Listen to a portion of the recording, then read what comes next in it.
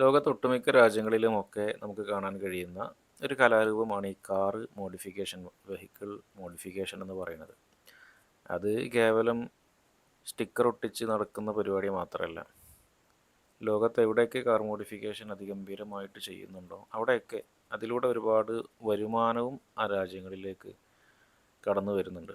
അത് റിലേറ്റഡ് ആയിട്ട് ഒരുപാട് ആളുകളുടെ ഉപജീവന മാർഗ്ഗങ്ങൾ, അത് റിലേറ്റഡ് ആയിട്ട് ടൂറിസം മേഖല, അത് കാണുന്നതിന് വേണ്ടിയിട്ട് ഒരുപാട് ആളുകൾ പല രാജ്യങ്ങളിൽ നിന്ന് വരുന്നു.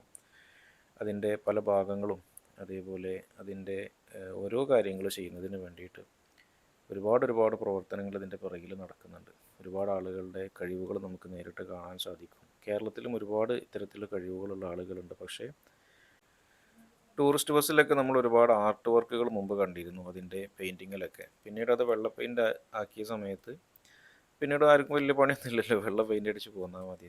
അപ്പോൾ ഇതേപോലെ ഒരുപാട് കാര്യങ്ങൾ പല രാജ്യങ്ങളിൽ നടക്കുന്നുണ്ട്. അപ്പോൾ നമുക്കും അതൊക്കെ വേണ്ടുന്നതാണ്. ഒരുപാട് വരുമാനം അതിലൂടെ ലഭിക്കുന്നൊരു മാർഗം കൂടെയാണ്.